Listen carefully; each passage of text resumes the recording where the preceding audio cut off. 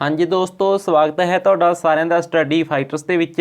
इस क्लास ਦੇ ਵਿੱਚ ਅੱਜ ਅਸੀਂ 2011 ਦੇ ਵਿੱਚ जो PSTET ਕੰਡਕਟ ਕਰਵਾਇਆ ਗਿਆ ਸੀ, ਇਸ ਦੇ ਵਿੱਚੋਂ ਅਸੀਂ ਨੇ ਅੱਜ ਚਾਈਲਡ ਡਿਵੈਲਪਮੈਂਟ ਐਂਡ ਪੈਡਾਗੋਜੀ ਵਾਲਾ पोर्शन है जिहड़ा इस ते 30 क्वेश्चन इस क्लास के अज कवर करने ने, नाल कुछ होर चीज़ां भी डिस्कस करांगे। तो बड़ी इनफॉर्मेटिव होने वाली अज की क्लास, तो ध्यान नाल जरूर सुनियो तो कंप्लीट देखियो। हाँ जी, स्टार्ट करते हैं। फर्स्ट क्वेश्चन है जी, the best method to study growth and development of the child is, मतलब कि बच्चे का जिहड़ा वाधा है तो विकास है उसके अध्ययन लई सब तो वधिया विधि किहड़ी मन्नी गई है। ठीक है जी, तो इत्थे ऑप्शन दित्ती गई ने, इन्हां दे विचों जो राइट आंसर होएगा साडा यह होएगा जी ऑप्शन थर्ड। तो थर्ड ऑप्शन साडा राइट आंसर हो जाएगा जी डिवेलपमेंटल मैथड। इस नूं असीं सब तो बेस्ट मानते हैं वाधा ते ग्रोथ जिहड़ा उसके लिए। ठीक है जी, तो इसका अध्ययन करने के लिए इसनूं सब तो बेस्ट मन्निया गया है। इस तो बिना जेकर असीं गल करिए दूसरा question, socialisation is a process by which children and adults learn from, मतलब कि समाजीकरण की प्रक्रिया दे विच बच्चे ते बालग किस तो सीखते हैं। तो इस दे विच देखो सिंपल जी गल है, वो अपने परिवार तो भी सीखणगे, स्कूल तो भी सीखणगे, जिहड़े उसते हम रुतबा साथी ने मतलब कि पीयर ग्रुप है जिहड़ा उहदा उस तो भी सीखणगे। तो ये सब चीज़ां कवर होणगियां ऑप्शन डी दे विच। ठीक है जी, तो यह साडा राइट आंसर हो जाएगा जी ऑल ऑफ अबव, मतलब कि उपरोक्त सारिया चीज़ों तो ही सोशलाइजेशन जिहड़ा समाजीकरण जिहड़ा वो हुंदा है। ठीक है जी, ये होगी एक सिंपल जी गल, इनू ध्यान दे जरूर जरूर रखियो। इस तो बाद असीं डिस्कस करते हाँ जी प्रश्न नंबर 3, जो कि बड़ा ही सिंपल जिहा क्वेश्चन है। मैं तुहानूं गारंटी दे दिंदा भी यह क्वेश्चन हर बार रिपीट हुंदा है। ठीक है, इनू कदे भी भुल ना जाइओ। ठीक है जी, इत्थे की है कहते बच्चे दे सिर पादमुखी सिद्धांत के अनुसार किहड़ा कथन सही है। Which one of following is a true statement corresponding to cephalocaudal principle of child's development. तो देखो जी इस दे विच सिंपल जी गल अपन दसते हुन्ने, तो इसदा राइट आंसर हो जाएगा जी option A head to foot. देखो जी ये क्वेश्चन आउंदा है पर हर बार इसका मतलब थोड़ा जिहा मॉडिफाई किया हो सकता है, तो इसदा आपां थोड़ा जिहा समझ लैने आ। देखो जी मन के चलो ये मनुखी शरीर है, अपन एक आदमी आ छाप लिया इदां दा। ठीक है, ये इसदे हत्थ ने। तो देखो जी ये की है, सिंपल गल समझो, एक जदों विकास होंदा मतलब ये विकास की एक कह सकते हैं आप दिशा है, यानी कि डायरैक्शन ऑफ डिवेलपमेंट है। तो इत्थे विकास है जो शुरू होएगा जी, डिवेलपमेंट होनी शुरू होएगी हैड तो होंदे होंदे होए इदां होंदा चला जाएगा विकास, तो कित्थों तक चलेगा जी पैर तक। तो तुहानूं ऑप्शन दे विच पैर भी लिखा हुआ मिल सकता है कि सिर तो पैर तक, तो इस तो बिना सिर तो लैके पैर के अंगूठे तक इदां भी ऑप्शन के लिखा हुआ मिल सकता है। तो इस तरह इत्थों चलदा चलदा ये पैर के अंगूठे तक चलेगा। ठीक है जी, तो ये इसनूं एक होर नाम भी दे दिता जाता। देखो ये इदां खड़मे रूप में हो रहा है, मतलब कि यह लंब टाइप है एक। ठीक है, तो इनू लॉन्गीट्यूडनल भी असीं कह दिंदे आं, लंबात्मक भी कह दिंदे आं। तो इस तो बिना एक होर टाइप होंदी है जी, वो भी आपां डिस्कस कर लैने आ, क्योंकि प्रीवियस ईयर डिस्कस करन दा यही मकसद होंदा भी नाल आपां उस दे नाल वाले टॉपिकां नूं भी टच कर सकीए। तो देखो जी इस दे विच असीं की करा समझांगे, जिहड़ा मनुखी शरीर है इसका विकास होना शुरू होया जी केंद्र तो, यानी कि उसके मध्य तो विचकार तो जिहड़ा विकास सी इधर नूं भी चला गया, इधर नूं चला गया, उपर नूं चला गया, हेठां नूं आ गया, इस तरह अलग अलग पासे फैल गया। ठीक है, तो कहने का भाव की है कि मध्य तो हुंदा होया उपर वल गया, हेठां वाल मतलब सारे पासे फैल गया, केंद्र तो होके बाहर वाल नूं गया वो। तो इनू असीं आखदे हुंदे जी प्रोक्सीमो डिस्टल। ठीक है जी, तो प्रोक्सीमो डिस्टल, तो यही चीज़ तुसीं याद जरूर रखियो। ठीक है जी, तो इस तरीके नाल अपन यह क्वेश्चन डिस्कस कर लिया जी। नैक्सट क्वेश्चन डिस्कस करते हैं,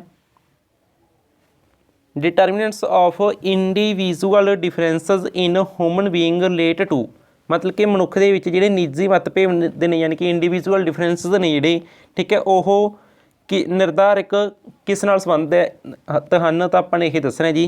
तो इस दे देखो सिंपल जी गल होगी, तो इंडिविजुअल जिहड़े डिफरेंस ने उन्हां दे विच हैरीडिटी का भी मतलब रोल है। ठीक है, इस तो बिना इन्वायरमेंट का भी, तो इन्हां दे विच आपसी इंटरैक्शन होंदी है। ठीक है, तो इंटरैक्शन होएगी ऑप्शन सी साडा राइट आंसर हो जाएगा, इंटरैक्शन बिटवीन हैरीडिटी एंड इन्वायरमेंट, विरासत अते परिवर्तन, वातावरण कह लो, पर्यावरण लिख रहे इन्होंने जमी पट्टी मेस करके पंजाबी दी, तो वातावरण कह लो, तो वातावरण ते जिहड़ा विरसा है उस दे विच आपसी अंतर क्रिया होंदी है, ये गल असीं कह सकते हैं। यह ऑप्शन देखियो तुसीं भी ओह की करते हैं, ਇਹ ਵੀ ਸਪਰੇਟਲੀ ਇੰਟਰੈਕਟਿੰਗ ਕਰਦੇ ਨਾ, ਇੱਦਾਂ ਦਾ ਨਹੀਂ ਗੱਲ ਹੁੰਦੀ। ਮਤਲਬ ਉਹ ਉਹਨਾਂ ਦੇ ਵਿਚਕਾਰ ਸਿੰਪਲੀ ਕਹਿ ਸਕਦੇ ਆਪਾਂ ਇੰਟਰੈਕਸ਼ਨ ਹੈ, ਜੋ ਕਿ ਆਪਸ਼ਨ 3 ਦੇ ਵਿੱਚ ਹੈ। ਠੀਕ ਹੈ ਜੀ। ਇਸ ਤੋਂ ਬਾਅਦ ਹੈ ਜੀ ਟਰਮ ਹੈ PSRN ਇਨ ਡਿਵੈਲਪਮੈਂਟ ਇੰਪਲਾਈਜ਼, ਤਾਂ ਇਹਦੇ ਵਿੱਚੋਂ ਆਪਾਂ ਨੂੰ ਦੱਸਣਾ ਹੈ। ਠੀਕ ਹੈ ਵੀ ਇਸ ਦਾ ਮਤਲਬ ਕੰਪਲੀਟ ਫਾਰਮ ਦੇਖ ਲਓ ਵੀ ਇਹਦਾ ਕੀ ਮੀਨਿੰਗ ਹੈ, ਇਹ ਆਪਾਂ ਨੇ ਦੱਸਣਾ ਜੀ। ਤਾਂ ਇਸ ਦੇ ਵਿੱਚੋਂ ਰਾਈਟ ਆਪਸ਼ਨ ਜਿਹੜਾ ਸਾਡਾ ਇਹ ਹੋ ਜਾਏਗਾ ਜੀ। P ਦਾ ਮੀਨਿੰਗ ਪ੍ਰੋਬਲਮ, ਅਤੇ S ਦਾ ਮੀਨਿੰਗ ਹੁੰਦਾ ਸੋਲਵਿੰਗ, ਅਤੇ R ਦਾ ਮੀਨਿੰਗ ਹੁੰਦਾ ਜੀ ਰੀਜ਼ਨਿੰਗ, ਅਤੇ N ਦਾ ਮੀਨਿੰਗ ਹੁੰਦਾ ਜੀ ਨਿਊਮਰੇਸੀ। ਤਾਂ ਇਸ ਤਰੀਕੇ ਨਾਲ ਆਪਾਂ ਇਹ ਡਿਵੈਲਪਮੈਂਟ ਨੂੰ ਇੰਪਲਾਈਜ਼ ਕਰਦੇ ਹਾਂ। ਠੀਕ ਹੈ, ਤਾਂ ਇਸ ਦਾ ਇਹ ਮਤਲਬ ਹੋ ਸਕਦਾ ਹੈ। ਤਾਂ ਇਸ ਤਰੀਕੇ ਨਾਲ ਆਪਣਾ ਆਪਸ਼ਨ A ਰਾਈਟ ਹੋ ਜਾਏਗਾ ਜੀ, problem solving, reasoning and numeracy.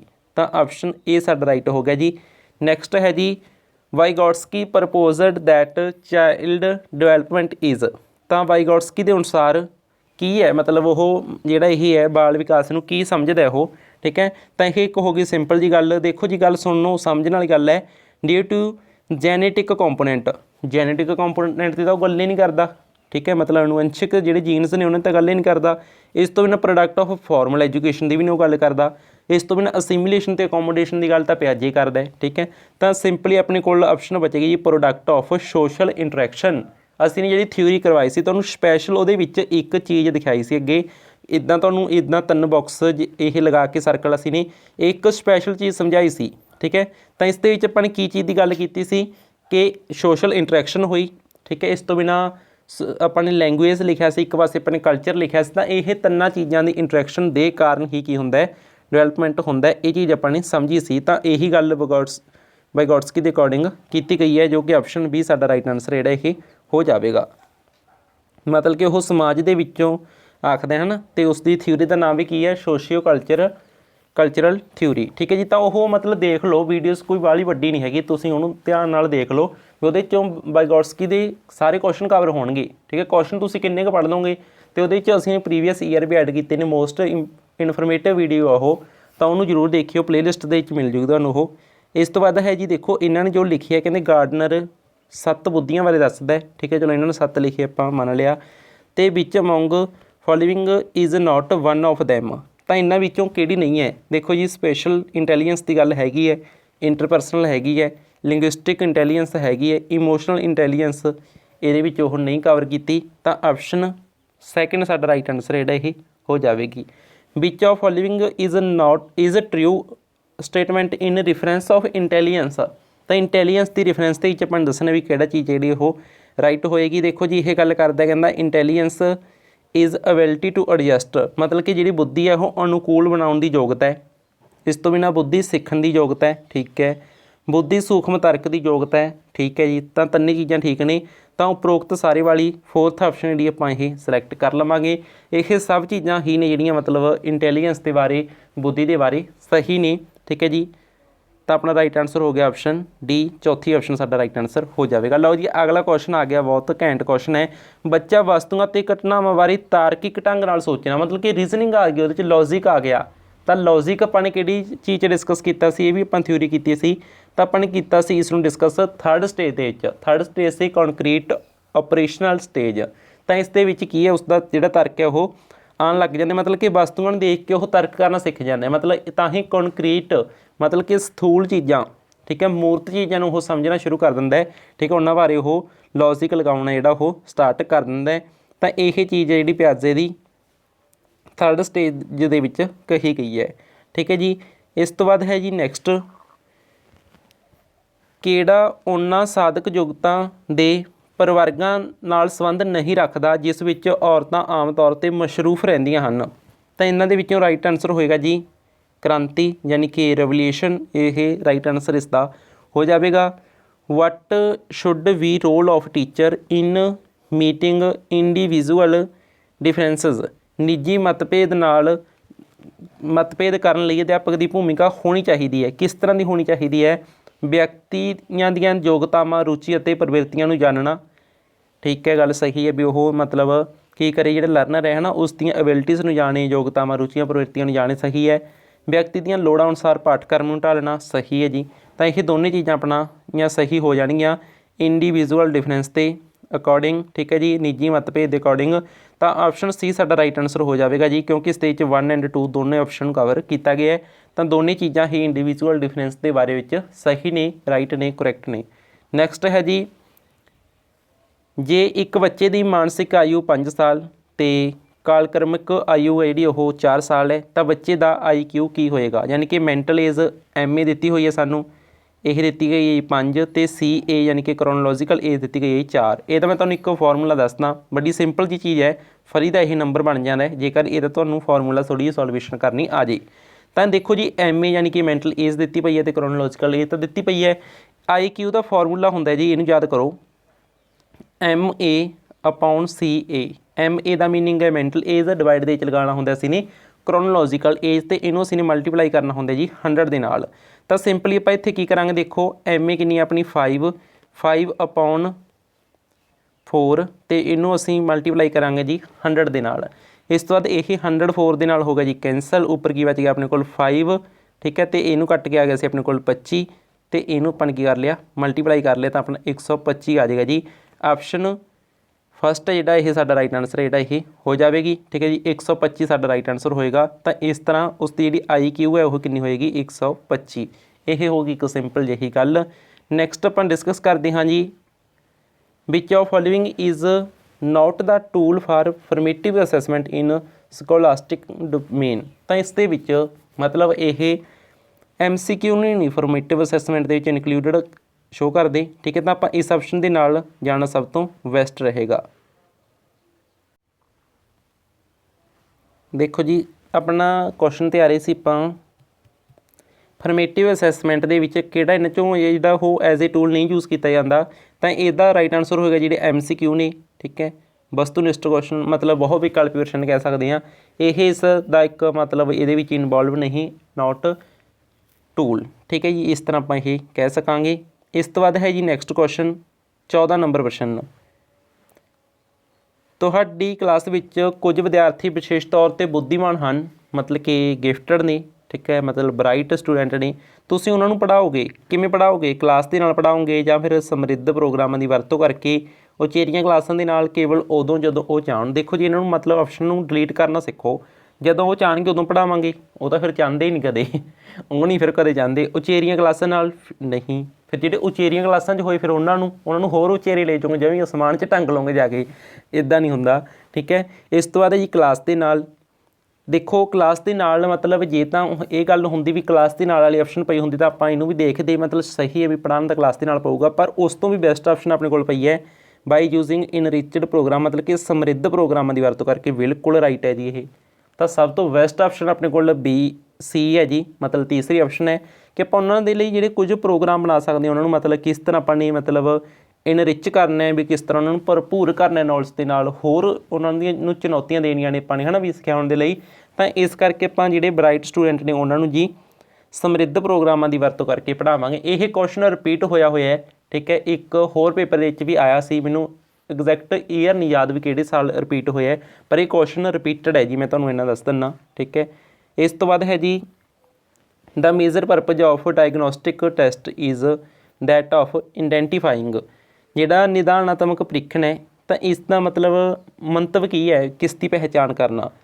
Class ਦੇ ਪ੍ਰਦਰਸ਼ਨ ਵਿੱਚ ਕਮਜ਼ੋਰੀ ਦਾ ਸਧਾਰਨ ਖੇਤਰ ਨੂੰ, ਲੋੜੀਂਦੇ ਉਪਚਾਰੀ ਪ੍ਰੋਗਰਾਮ ਦੀ ਵਿਸ਼ੇਸ਼ ਪ੍ਰਕਿਰਤੀ, ਜਾਂ ਫਿਰ ਅਕਾਦਮਿਕ ਮੁਸ਼ਕਲਾਂ ਦੇ ਕਾਰਨ ਵਿਦਿਆਰਥੀਆਂ ਦੀਆਂ ਮੁਸ਼ਕਲਾਂ ਦੀ ਵਿਸ਼ੇਸ਼ ਪ੍ਰਕਿਰਤੀ। ਤਾਂ ਦੇਖੋ ਇਹ ਤਾਂ ਉਪਚਾਰੀ ਪ੍ਰੋਗਰਾਮ, ਇਹ ਤਾਂ ਰਿਮੀਡੀਅਲ ਟੀਚਿੰਗ 'ਚ ਆਊਗਾ, ਠੀਕ ਹੈ, ਰਿਮੀਡੀਅਲ ਹੋਊਗਾ, ਇਹ ਤਾਂ ਨਹੀਂ ਆਪਾਂ ਆਪਸ਼ਨ ਵੱਲ ਜਾਂਦੇ। ਇਸ ਤੋਂ ਬਿਨਾਂ ਗੱਲ ਕੀਤੀ ਗਈ ਹੈ, ਇੱਥੇ ਇਹਨਾਂ ਨੇ ਗੱਲ ਕੀਤੀ ਜੀ ਅਕੈਡਮਿਕ ਮੁਸ਼ਕਲਾਂ ਦੇ ਕਾਰਨ, ਅਤੇ ਇੱਥੇ ਇਹ ਸਿੰਪਲ ਗੱਲ ਕਰ ਰਹੇ ਨੇ ਵਿਸ਼ੇਸ਼ ਪ੍ਰਕਿਰਤੀ ਦੀ। ਤਾਂ ਆਪਾਂ ਸਭ ਤੋਂ ਬੈਸਟ ਆਪਸ਼ਨ ਆਪਣੇ ਕੋਲ C ਰਹੇਗੀ ਜੀ, ਠੀਕ ਹੈ। ਤਾਂ ਇਹ ਕੀ ਹੈ, ਜਿਹੜੀਆਂ ਮਤਲਬ ਉਹਦੀਆਂ ਅਕੈਡਮਿਕ ਡਿਫੀਕਲਟੀਜ਼ ਨੇ, ਆਪਾਂ ਨੇ ਉਹਨਾਂ ਨੂੰ ਆਈਡੈਂਟੀਫਾਈ ਕਰਨਾ ਹੈ, ਠੀਕ ਹੈ, ਉਹਨਾਂ ਨੂੰ ਮਤਲਬ ਆਪਾਂ ਨੇ ਉਹਨਾਂ ਬਾਰੇ ਜਾਣਨਾ ਹੈ, ਉਹਨਾਂ ਦੇ ਕਾਰਨ ਬਾਰੇ ਜਾਣਨਾ ਹੈ। ਤਾਂ ਇਹੀ ਚੀਜ਼ ਆਪਾਂ ਡਾਇਗਨੋਸਟਿਕ ਟੀਚਿੰਗ ਦੇ ਵਿੱਚ ਕਰਦੇ ਹਾਂ। ਨੈਕਸਟ ਹੈ ਜੀ ਸਪੈਸ਼ਲ ਐਜੂਕੇਸ਼ਨ, ਮਤਲਬ ਕਿ ਜਿਹੜੀ ਵਿਸ਼ੇਸ਼ ਸਿੱਖਿਆ ਉਹ ਕਿਸ ਨਾਲ ਸੰਬੰਧਿਤ ਹੈ? ਪ੍ਰਬੁੱਧ ਵਿਦਿਆਰਥੀ ਦੀ ਸਿੱਖਿਆ ਪ੍ਰੋਗਰਾਮ ਹੈ ਇਹ, ਜਾਂ ਫਿਰ ਨਿਰਯੋਗ ਵਿਦਿਆਰਥੀਆਂ ਲਈ ਸਿੱਖਿਆ ਪ੍ਰੋਗਰਾਮ ਹੈ। ਇਸ ਤੋਂ ਬਿਨਾਂ ਅਧਿਆਪਕਾਂ ਲਈ ਸਿਖਲਾਈ ਪ੍ਰੋਗਰਾਮ ਹੈ, ਜਾਂ ਫਿਰ ਅਵਰੁੱਧ ਵਿਦਿਆਰਥੀਆਂ ਲਈ ਸਿਖਲਾਈ ਪ੍ਰੋਗਰਾਮ ਹੈ। ਤਾਂ ਦੇਖੋ ਜੀ ਇੱਥੇ ਇਹ ਬਣੇਗਾ ਜਿਹੜੇ ਡਿਸੇਬਲਡ ਨੇ ਠੀਕ ਹੈ, ਉਹਨਾਂ ਦੇ ਲਈ ਹੋਏਗਾ, ਯਾਨੀ ਕਿ ਨਿਰਯੋਗ ਕਹਿ ਸਕਦੇ ਆਪਾਂ, ਤਾਂ ਵਿਸ਼ੇਸ਼ ਸਿੱਖਿਆ ਉਹਨਾਂ ਦੇ ਲਈ ਹੋ ਸਕਦੀ ਹੈ।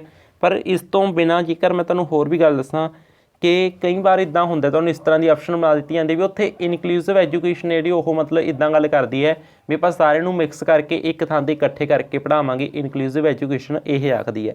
ਠੀਕ ਹੈ, ਜਿਹੜੀ ਸਮਾਵੇਸ਼ੀ ਸਿੱਖਿਆ ਹੈ ਉਹ ਸਾਰਿਆਂ ਨੂੰ ਇਕੱਠੇ ਕਰਕੇ ਇੱਕੋ ਥਾਂ 'ਤੇ ਮਤਲਬ ਸਧਾਰਨ ਸਕੂਲ ਦੇ ਵਿੱਚ ਉਹਨਾਂ ਦੇ ਅਨੁਸਾਰ ਸਮੱਗਰੀਆਂ ਲਿਆ ਕੇ ਉਹਨਾਂ ਦੇ ਅਨੁਸਾਰ ਅਧਿਆਪਨ ਵਿਧੀਆ ਅਪਣਾ ਕੇ ਪੜ੍ਹਾਉਣ ਦੀ ਗੱਲ ਕਰਦੀ ਹੈ। ਇਹ ਚੀਜ਼ ਨੂੰ ਵੀ ਧਿਆਨ ਵਿੱਚ ਥੋੜ੍ਹਾ ਜਿਹਾ ਜ਼ਰੂਰ ਰੱਖਣਾ ਹੈ। ਅਤੇ ਇੱਥੇ ਦੇਖੋ ਜੀ ਅੱਗੇ ਕੀ ਹੈ, ਜਿਹੜਾ CCE ਹੈ, ਠੀਕ ਹੈ, ਇਸ ਦੇ ਵਿੱਚ ਰਚਨਾਤਮਕ ਅਤੇ ਸੰਕਲਨਾਤਮਕ ਮੁਲਾਂਕਣ ਦਾ ਕੁੱਲ ਜੋੜ, ਯਾਨੀ ਕਿ ਸਮੇਟਿਵ ਅਸੈਸਮੈਂਟ, ਮਤਲਬ ਜੋੜਾਤਮਕ ਮੁਲਾਂਕਣ ਕਹਿ ਰਹੂੰ, ਹੋਰ ਇਹ ਸ਼ਬਦ ਵਰਤ ਲੈਂਦੇ ਨੇ ਇਹ ਵੀ। ਫਰਮੇਟਿਵ ਅਸੈਸਮੈਂਟ ਅਤੇ ਸਮੇਟਿਵ ਅਸੈਸਮੈਂਟ ਹੈ ਜਿਹੜਾ, ਉਸ ਦਾ ਮਤਲਬ ਆਪਾਂ ਟੋਟਲ ਦੱਸਣਾ ਕਿੰਨਾ % ਹੁੰਦਾ ਹੈ। ਤਾਂ ਇਸ ਦੇ ਵਿੱਚੋਂ ਜਿਹੜੇ FA ਹੁੰਦੇ ਨੇ ਜੀ ਬੱਚਿਆਂ ਦੇ, ਹੋ ਸਕਦਾ ਤੁਸੀਂ ਜਾਣਦੇ ਹੋਵੋ FA ਮਤਲਬ ਜਿਵੇਂ ਆਪਾਂ ਮਤਲਬ ਕਹਿ ਸਕਦੇ ਹਾਂ ਵੀ ਮੰਥਲੀ ਜਾਂ ਬਾਈ ਮੰਥਲੀ ਪੇਪਰ ਲੈ ਲਏ ਹੈ ਨਾ, ਬਾਈ ਮੰਥਲੀ, ਤਾਂ ਇਹ FA ਟਾਈਪ ਹੁੰਦੇ ਨੇ ਜਿਨ੍ਹਾਂ ਦਾ ਆਪਾਂ 40% ਹਿੱਸਾ ਮੰਨਦੇ ਹਾਂ। ਇਸ ਤੋਂ ਬਿਨਾਂ SA ਜਿਨ੍ਹਾਂ ਦਾ ਆਪਾਂ 60% ਹਿੱਸਾ ਮੰਨਦੇ ਹਾਂ। ਤਾਂ ਆਪਸ਼ਨ ਫਸਟ ਸਾਡਾ ਰਾਈਟ ਆਨਸਰ ਹੋ ਜਾਏਗਾ ਜੀ, ਕ੍ਰਮਵਾਰ 40 ਅਤੇ 60, ਪਹਿਲੀ ਆਪਸ਼ਨ ਸਾਡਾ ਰਾਈਟ ਆਨਸਰ ਹੋ ਜਾਏਗਾ ਜੀ। ਨੈਕਸਟ ਹੈ ਜੀ Froebel's most important contribution to education was his development of, ਇਹ ਕੀ ਹੈ, ਵੋਕੇਸ਼ਨਲ ਸਕੂਲ ਨੇ ਜਾਂ ਫਿਰ ਕਿੰਡਰਗਾਰਟਨ ਨੇ, ਪਬਲਿਕ ਸਕੂਲ ਨੇ ਜਾਂ ਲੈਟਿਨ ਸਕੂਲ ਨੇ। ਤਾਂ ਦੇਖੋ ਜੀ ਇਸ ਦੇ ਵਿੱਚ ਸਭ ਤੋਂ ਬੈਸਟ ਆਪਸ਼ਨ ਆਪਾਂ ਜਾਣਾ ਸਹੀ ਰਹੇਗਾ, ਉਹ ਹੋਏਗਾ ਜੀ ਆਪਸ਼ਨ ਸੈਕਿੰਡ ਦੇ ਨਾਲ, ਕਿੰਡਰਗਾਰਟਨ ਦੇ ਨਾਲ। ਤਾਂ ਇੱਥੇ ਤੁਸੀਂ ਇੱਕ ਚੀਜ਼ ਦਾ ਧਿਆਨ ਹੋਰ ਰੱਖਿਓ, ਕਿੰਡਰਗਾਰਟਨ ਦਾ ਸੰਬੰਧ ਕਈ ਵਾਰ ਹੈਨਰੀ ਕੁੱਕ ਦੇ ਨਾਲ ਜੋੜ ਦਿੱਤਾ ਜਾਂਦਾ ਹੈ, ਮਤਲਬ ਆਪਾਂ ਨੂੰ ਅਕੋਰਡਿੰਗ ਟੂ ਆਪਸ਼ਨ ਚੱਲਣਾ ਪਵੇਗਾ। ਠੀਕ ਹੈ, ਤਾਂ ਇੱਥੇ ਫਰੋਵਲ ਦਾ ਸੰਬੰਧ ਸਭ ਤੋਂ ਇਹਨਾਂ 'ਚੋਂ ਸਭ ਤੋਂ ਨੇੜੇ ਕਿੰਡਰਗਾਰਟਨ ਦੇ ਨਾਲ ਹੈ, ਕਿਉਂਕਿ ਜਿਹੜਾ ਇਸ ਫਰੋਵਲ ਨੇ ਮੈਥਡ ਦਿੱਤਾ ਸੀ ਉਸ ਦਾ ਹੀ ਇੱਕ ਸੁਧਰਿਆ ਹੋਇਆ ਰੂਪ ਕਿੰਡਰਗਾਰਟਨ ਆਪਾਂ ਕਹਿ ਸਕਦੇ ਹਾਂ। ਠੀਕ ਹੈ, ਤਾਂ ਇਸ ਤਰੀਕੇ ਨਾਲ ਸਭ ਇਹ ਆਪਸ਼ਨ ਦੇ ਅਕੋਰਡਿੰਗ ਆਪਾਂ ਫਰੋਵਲ ਦਾ ਸੰਬੰਧ ਜਿਹੜਾ ਉਹ KG ਕਿੰਡਰਗਾਰਟਨ ਦੇ ਨਾਲ ਜੋੜ ਦੇਵਾਂਗੇ, ਕੋਈ ਇਹਦੇ 'ਚ ਖਾਸ ਦਿੱਕਤ ਨਹੀਂ ਹੈਗੀ। ਇਸ ਤੋਂ ਬਾਅਦ ਹੈ ਜੀ which article enjoins that all minorities whether based on religion or language shall have right to establish and administer education institutes of their choice, ਮਤਲਬ ਕਿ ਉਹ ਆਪਣੀ ਕਹਿ ਸਕਦੇ ਹਾਂ ਪਸੰਦ ਦੇ ਮੁਤਾਬਕ ਸੰਸਥਾਵਾਂ ਸਥਾਪਿਤ ਕਰਨ ਦਾ ਅਧਿਕਾਰ ਹੈਗੇ ਹੈ ਧਰਮ ਦੇ ਅਨੁਸਾਰ। ਠੀਕ ਹੈ, ਜਾਂ ਫਿਰ ਉਹਨਾਂ ਦੀ ਮਿਨੋਰਿਟੀ ਹੈ ਜਿਹੜੀ ਹੈ ਨਾ ਉਹਦੇ ਅਕੋਰਡਿੰਗ। ਤਾਂ ਇਹ ਅਧਿਕਾਰ ਆਪਾਂ 31 ਹੈ ਜਿਹੜਾ 31 ਆਰਟੀਕਲ ਦੇ ਅਕੋਰਡਿੰਗ ਕਹਿ ਸਕਦੇ ਹਾਂ। ਫੈਕਚੁਅਲ ਕੁਐਸਚਨ ਇਹਦੇ 'ਚ ਸਮਝਾਉਣ ਵਾਲਾ ਕੁਛ ਹੈ ਨਹੀਂ। ਠੀਕ ਹੈ, ਇਸ ਤੋਂ ਬਿਨਾਂ ਆਪਾਂ ਗੱਲ ਕਰਦੇ ਹਾਂ ਜੀ, ਇਫ ਅ ਚਾਈਲਡ ਰਾਈਟਸ 16 ਨੂੰ 61 ਲਿਖਦਾ ਉਹ, ਠੀਕ ਹੈ, ਅਤੇ B ਨੂੰ D ਵਿੱਚ ਉਲਝ ਜਾਂਦਾ ਹੈ, ਤਾਂ ਇਹ ਕਿਸ ਦਾ ਕੇਸ ਹੈ। ਦੇਖੋ ਜੀ ਇੱਥੇ ਤੁਸੀਂ ਵੈਸੇ ਇੱਥੇ ਤਾਂ ਸਿੰਪਲ ਪੁੱਛਿਆ ਇਹਨਾਂ ਨੇ ਪੁੱਛਿਆ ਵੀ ਇਹ ਵਿਜ਼ੂਅਲ ਇੰਪੇਅਰਮੈਂਟ ਹੈ ਨੋ, ਇਹ ਮੈਂਟਲ ਇੰਪੇਅਰਮੈਂਟ ਹੈ ਨੋ, ਮੈਂਟਲ ਰਿਟਾਰਡੇਸ਼ਨ ਹੈ ਨੋ, ਤਾਂ ਇਹ ਹੋਏਗੀ ਜੀ ਲਰਨਿੰਗ ਡਿਸੇਬਿਲਟੀ, ਜਿਹਦੇ ਉੱਤੇ ਅਸੀਂ ਸਪੈਸ਼ਲ ਲੈਕਚਰ ਦੇ ਵਿੱਚ ਟ੍ਰਿਕਾਂ ਜਾਣੀਆਂ ਹੋਈਆਂ ਨੇ। ਉਹ ਟ੍ਰਿਕਾਂ ਵਾਲੀ ਵੀਡੀਓ ਜੇ ਨਹੀਂ ਦੇਖੀ ਤਾਂ ਪਲੀਜ਼ ਦੇਖ ਲਓ ਯਾਰ, ਪਲੇਲਿਸਟ ਦੇ ਵਿੱਚ ਲਿੰਕ ਪਏ ਹੈ, ਫਰੀ ਦੇ ਨੰਬਰ ਨੇ ਉਹ 2-3 ਨੰਬਰ ਤੁਹਾਡੇ ਫਰੀ ਦੇ ਨੇ। ਠੀਕ ਹੈ, ਤਾਂ ਉਹ ਜ਼ਰੂਰ ਦੇਖ ਲਿਓ। ਤਾਂ ਇਸ ਤੋਂ ਬਿਨਾਂ ਆਪਾਂ ਹੋਰ ਡੀਪ ਦੇ ਵਿੱਚ ਜਾਣਦੇ ਹਾਂ ਥੋੜ੍ਹਾ ਜਿਹਾ। ਇਹਨਾਂ ਨੇ ਕਿਹਾ ਵੀ 16 ਨੂੰ ਉਹ 61 ਕੀ ਕਰਦਾ ਹੈ, ਲਿਖਦਾ ਹੈ। ਤਾਂ ਇਹ ਲਿਖਣ ਨਾਲ ਯਾਨੀ ਕਿ ਰਾਈਟਿੰਗ ਡਿਸਆਰਡਰ ਹੈ। ਤਾਂ ਰਾਈਟਿੰਗ ਡਿਸਆਰਡਰ ਮਤਲਬ ਕਿ ਇਹ ਕੀ ਹੈ ਜੀ, ਡਿਸਗ੍ਰਾਫੀ ਹੈ। ਕੀ ਹੈ ਜੀ ਇਹ, ਡਿਸਗ੍ਰਾਫੀਆ। ਡਿਸਗ੍ਰਾਫੀਆ ਨੂੰ ਆਪਾਂ ਟ੍ਰਿਕ ਦੇ ਨਾਲ ਕਿੱਦਾਂ ਸਮਝਿਆ ਸੀ, ਆਪਾਂ ਨੇ ਇੱਦਾਂ ਸਮਝਿਆ ਸੀ ਇਹਨੂੰ ਕਿ ਗ੍ਰਾਫ 'ਤੇ ਲਿਖ, ਮਤਲਬ ਮੈਂ ਤੁਹਾਨੂੰ ਇੱਕ ਇੱਦਾਂ ਟ੍ਰਿਕ ਯਾਦ ਕਰਾਈ ਸੀ, ਗ੍ਰਾਫ 'ਤੇ ਲਿਖ। ਤਾਂ ਜਦੋਂ ਤੁਹਾਨੂੰ ਵਿੱਚ ਲਿਖਿਆ ਹੋਇਆ ਮਿਲ ਗਿਆ ਡਿਸਗ੍ਰਾਫੀਆ, ਗ੍ਰਾਫ 'ਤੇ ਲਿਖ, ਤਾਂ ਗ੍ਰਾਫ ਦਾ ਸੰਬੰਧ ਲਿਖਣ ਨਾਲ ਇੱਦਾਂ ਜੋੜਿਆ ਸੀ ਆਪਾਂ ਨੇ ਸੰਬੰਧ। ਤਾਂ ਡਿਸਗ੍ਰਾਫੀਆ ਡਿਸਆਰਡਰ ਜਿਹੜਾ ਇਹ ਕੀ ਹੋ ਗਿਆ ਜੀ, ਰਾਈਟਿੰਗ ਡਿਸਆਰਡਰ ਹੋ ਗਿਆ। ਅਤੇ ਇੱਥੇ ਇਹਨਾਂ ਨੇ ਇਹੀ ਤਾਂ ਗੱਲ ਕਹੀ ਹੈ ਵੀ 16 ਨੂੰ 61 ਲਿਖਦਾ ਹੈ। ਠੀਕ ਹੈ, ਇੱਦਾਂ ਤਾਂ ਇਸ ਤਰ੍ਹਾਂ 61 ਨੂੰ 16 ਲਿਖਦਾ ਹੈ। ਤਾਂ ਇੱਦਾਂ ਇਹੀ ਚੀਜ਼ਾਂ ਅਤੇ B ਅਤੇ D ਦੇ ਵਿੱਚ ਉਲਝ ਜਾਂਦਾ ਹੈ। ਖਾਸ ਕਰਕੇ ਆਪਾਂ ਕਹਿ ਸਕਦੇ ਹਾਂ ਇਹ ਕੀ ਹੈ ਜੀ, ਲਿਖਣਾ, ਮਤਲਬ 16 ਨੂੰ 61 ਨੂੰ 16 ਲਿਖਦਾ ਹੈ ਤਾਂ ਉਹ ਡਿਸਗ੍ਰਾਫੀਆ ਹੋ ਗਿਆ। ਪੜ੍ਹਦਾ ਹੁੰਦਾ ਤਾਂ ਆਪਾਂ ਕਹਿ ਦਿੰਦੇ ਲੈਕਸ ਪੜ੍ਹਦਾ ਰੁਕ ਗਿਆ, ਇੱਕ ਟ੍ਰਿਕ ਯਾਦ ਕਰਾਈ ਸੀ ਪਰ ਲੈਕਸ ਪੜ੍ਹਦਾ ਰੁਕ ਗਿਆ। ਤਾਂ ਡਿਸਲੈਕਸੀਆ, ਡਿਸਲੈਕਸੀਆ ਕੀ ਹੋ ਗਿਆ, ਰੀਡਿੰਗ ਡਿਸਆਰਡਰ ਹੋ ਗਿਆ, ਡਿਸਲੈਕਸੀਆ। ਠੀਕ ਹੈ, ਡਿਸਲੈਕਸੀਆ ਕੀ ਹੋ ਗਿਆ, ਰੀਡਿੰਗ ਡਿਸਆਰਡਰ ਹੋ ਗਿਆ। ਇਸ ਤੋਂ ਬਿਨਾਂ ਜੇਕਰ ਅਸੀਂ ਗੱਲ ਕਰੀਏ ਨੈਕਸਟ ਕੁਐਸਚਨ ਦੀ, ਅਧਿਆਪਕ ਵਜੋਂ ਤੁਸੀਂ ਆਪਣੀ ਕਲਾਸ ਦੇ ਵਿਦਿਆਰਥੀਆਂ ਨੂੰ ਪ੍ਰੇਰਿਤ ਕਰਨ ਵਾਸਤੇ ਕਿਹੜੀਆਂ ਤਕਨੀਕਾਂ ਦੀ ਵਰਤੋਂ ਕਰੋਗੇ। ਇੱਕ ਪ੍ਰਸਤਾਵਨਾ ਸੈੱਟ ਕਰਕੇ, ਮਤਲਬ ਕਿ induction by setting induction, and black board ਦੀ ਵਰਤੋਂ ਕਰੋਗੇ, ਜਾਂ ਫਿਰ ਜਾਂ ਫਿਰ ਇਲਸਟ੍ਰੇਸ਼ਨ मतलब कि ਦ੍ਰਿਸ਼ਟਾਂਤਾਂ ਦੀ मतलब ਵੱਧ ਤੋਂ ਵੱਧ ਚੀਜ਼ਾਂ ਦੀ ਚਾਨਣਾ ਪਾ ਕੇ ਐਗਜ਼ਾਮਪਲਾਂ ਦੇ ਕੇ ਇੱਦਾਂ ਇਲਸਟ੍ਰੇਟ ਕਰਕੇ, ਠੀਕ ਹੈ। ਜਾਂ ਫਿਰ ਵਿਦਿਆਰਥੀਆਂ ਦੀ ਸ਼ਮੂਲੀਅਤ, ਸਰਗਰਮ ਸ਼ਮੂਲੀਅਤ। ਦੇਖੋ ਜੀ ਜੇ ਤਾਂ ਇਹ ਹੁੰਦਾ ਸਿੰਪਲ ਕੁਐਸਚਨ, ਸਿੰਪਲੀ मतलब ਇਹ ਆਪਣੇ ਕੋਲ ਇੱਦਾਂ ਆਪਸ਼ਨਾਂ ਨਾਲ ਲਿਖੀਆਂ ਪਈਆਂ ਹੁੰਦੀਆਂ, ਠੀਕ ਹੈ। ਆਪਾਂ ਨੂੰ ਇਹ 4 ਆਪਸ਼ਨ ਦਿੱਤੀਆਂ ਹੁੰਦੀਆਂ, 1 2 3 4 5 6 7 6 7 ਤੋਂ ਬਾਹਲਾ ਉੱਪਰ ਚੜ੍ਹ ਗਏ, 1 2 3 4 ਤੱਕ 4 ਆਪਸ਼ਨ ਹੁੰਦੀਆਂ, ਤਾਂ ਆਪਾਂ ਕੀ ਕਰਨਾ ਸੀ, ਇੱਥੇ ਤੋਂ ਚੌਥੀ ਆਪਸ਼ਨ ਚੁਣ ਲੈਂਦੇ, ਕੋਈ ਦਿੱਕਤ ਨਹੀਂ, ਕਿਉਂਕਿ ਸਭ ਤੋਂ ਬੈਸਟ ਆਪਸ਼ਨ ਚੌਥੀ ਸੀ।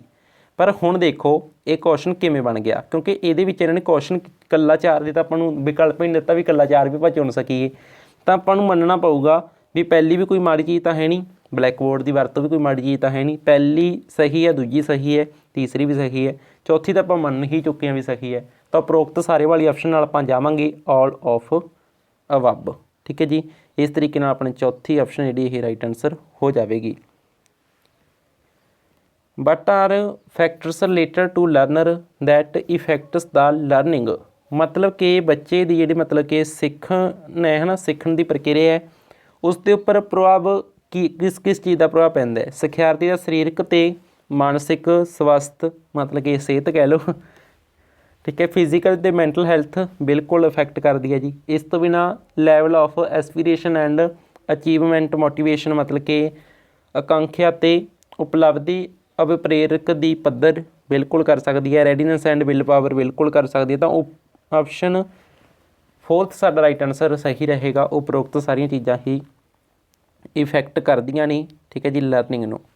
ਨੈਕਸਟ ਹੈ ਜੀ cognitive development means. Cognitive development ਦਾ ਕੀ ਮੀਨਿੰਗ ਹੈ, ਆਪਾਂ ਨੇ ਸਪੈਸ਼ਲ ਸਮਝਿਆ ਸੀ ਕਿ ਸਮਝਿਆ ਸੀ ਵੀ ਕੋਗਨੀਸ਼ਨ ਕੀ ਹੈ। ਕੋਗਨੀਸ਼ਨ 'ਤੇ ਆਪਾਂ ਨੇ ਇੰਨਾ ਜ਼ੋਰ ਦੇ ਕੇ ਸਮਝਿਆ ਸੀ, ਤਾਂ ਉਹ ਕੋਗਨੀਸ਼ਨ ਦਾ ਮੀਨਿੰਗ ਜੇ ਤੁਸੀਂ ਸਮਝ ਗਏ, ਕੋਗਨੀਸ਼ਨ ਦਾ ਮੀਨਿੰਗ ਕੀ ਸੀ, ਇੰਟੈਲੀਜੈਂਸੀ ਹੋ ਸਕਦੀ ਹੈ, ਇਸ ਤੋਂ ਬਿਨਾਂ ਇਮੈਜੀਨੇਸ਼ਨ ਹੋ ਸਕਦੀ ਹੈ, ਇਸ ਤੋਂ ਬਿਨਾਂ ਆਪਾਂ ਨੇ ਬ੍ਰੇਨ ਨਾਲ ਕਿਹਾ ਸੀ, ਬ੍ਰੇਨ ਨਾਲ ਰਿਲੇਟਡ ਐਕਟੀਵਿਟੀਜ਼ ਹੋ ਗਈਆਂ, ਮੈਮਰੀ ਹੋ ਗਈ, ਰੀਜ਼ਨਿੰਗ ਹੋ ਗਈ।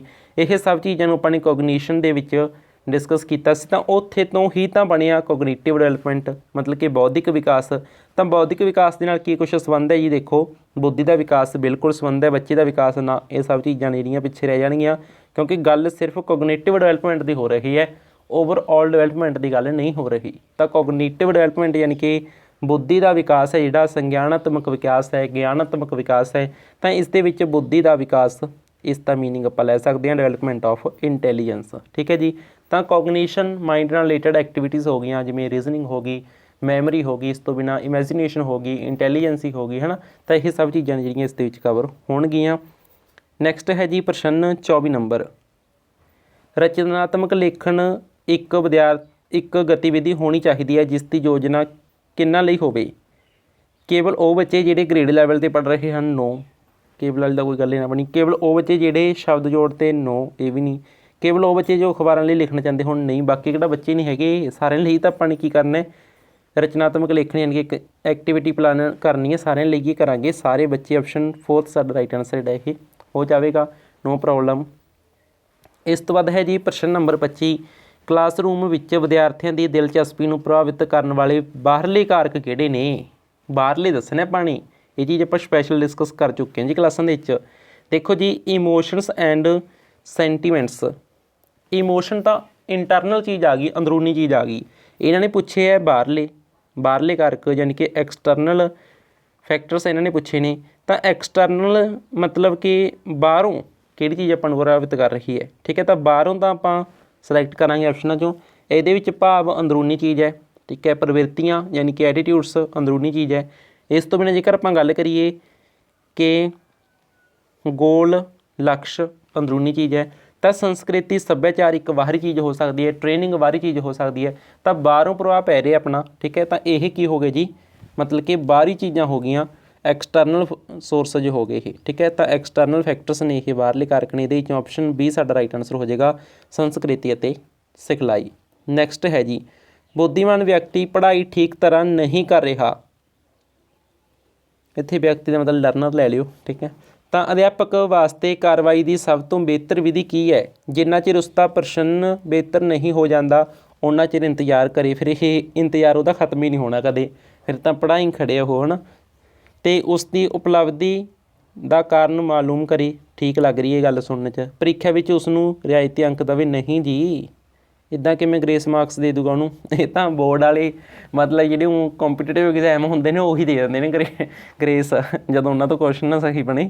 ਠੀਕ ਹੈ, ਉਸ ਦੇ ਮਾਪਿਆਂ ਨੂੰ ਕਹੋ ਕਿ ਉਸ ਨੂੰ ਸਕੂਲ ਵਿੱਚੋਂ ਹਟਾ ਲੈਣ। ਲੈ ਵਿਚਾਰੇ ਨੇ ਉਹਨਾਂ ਦਾ ਭੇਜਿਆ ਯਾਰ, ਮਸਾਂ ਦਾ ਲਾਇਆ ਉਹਨਾਂ ਨੇ ਪੜ੍ਹਨ, ਹੁਣ ਤੁਸੀਂ ਕਹੋਗੇ ਵੀ ਹਟਾ ਲਓ, ਕਿਉਂ ਮਾਣ ਤੋੜਦੇ ਹੋ ਜਵਾਕ ਦੇ ਨਾਲੇ ਮਾਪਿਆਂ ਦਾ। ਠੀਕ ਹੈ, ਤਾਂ ਆਪਾਂ ਇਹੀ ਕਰਾਂਗੇ ਵੀ ਉਸ ਦਾ ਜਿਹੜਾ ਕਾਰਨ ਹੈ, ਰੀਜ਼ਨ ਹੈ, ਉਹ ਆਪਾਂ ਫਾਈਂਡ ਆਊਟ ਕਰਨ ਦੀ ਕੋਸ਼ਿਸ਼ ਕਰਾਂਗੇ। Find out reason for this under achievement, ਮਤਲਬ ਕਿ ਵੀ ਉਹਦੀ ਜਿਹੜੀ ਪ੍ਰਾਪਤੀ ਹੈ ਉਹ ਘੱਟ ਹੈ, ਵੀ ਸਿੱਖ ਕਿਉਂ ਨਹੀਂ ਰਿਹਾ, ਵੀ ਘੱਟ ਕਿਉਂ ਸਿੱਖਦਾ, ਇਹ ਚੀਜ਼ ਦਾ ਆਪਾਂ ਰੀਜ਼ਨ ਜਿਹੜਾ ਉਹ ਫਾਈਂਡ ਆਊਟ ਕਰਨ ਦੀ ਕੋਸ਼ਿਸ਼ ਕਰਾਂਗੇ।